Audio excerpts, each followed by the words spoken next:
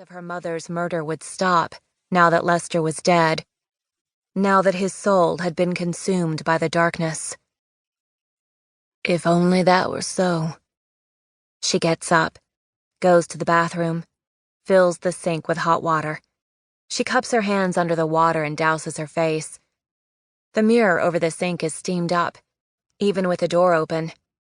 Ida wipes away at it with her forearm, and there, standing behind her own reflection, is Lester, white hood over his head, belt tight around his neck, dark eye sockets cut haphazardly into the white cotton. She shrieks, spins around, but she is alone. Turning back to the mirror, she sees only her reflection, a frightened woman, plagued by dreams, by memories that aren't hers. Ida watches the mirror mist back over, as if from some invisible breath. She turns the light off, returns to bed. After a long while listening to the sounds of the house at night, she sleeps the sleep of the dead.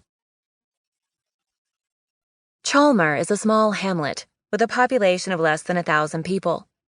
10 miles southwest of Hope's Peak, it's a quiet place, as featureless as the endless flat farmlands around it.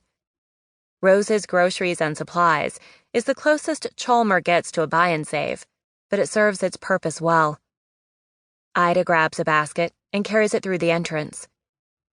As grocery stores go, it's pretty large, taking up 3 storefronts, its big white facade, with roses accented in bright pink, dominating the lower half of Main Street.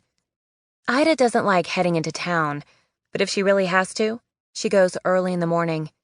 There are fewer people, less hassle, and parking isn't such a bitch. She walks up and down the aisles, filling the basket.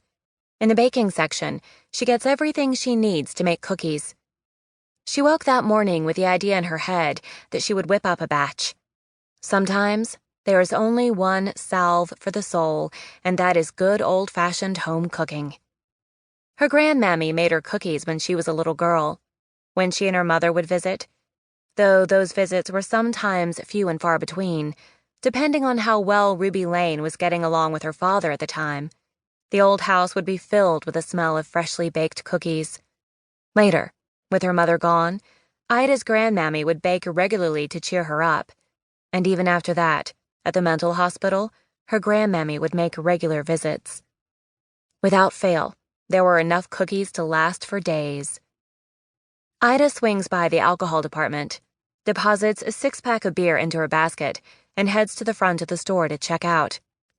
The smell and taste of her grandmammy's cookie recipe is one thing she can count on to lift her spirits, even if the memories connected with them are bittersweet. There are 2 cash registers, manned by women in aprons. The old man in line in front of her glances back casually, his eyes going wide when he sees who is behind him. Ida ignores him. Since the Lester Simmons case, she has seen her picture in the local rag on more than one occasion. Some notoriety has come with it. The old man pats the woman in front of him, whispers something to her, and she too looks back at Ida. The woman tuts and shakes her head. Ida's face goes hot. Suddenly the store feels too small, the walls pushing in on all sides.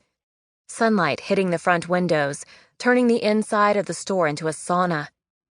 It takes an eternity for the couple to check out, and as they leave, they both glance back at her again. Ida puts her basket next to the register and avoids the cashier's gaze. She pays and hurriedly leaves with her bags. Outside, she sucks in a big lungful of air, her chest getting tight. It's a panic attack. Give yourself a minute. She heads for her truck, her heart skipping.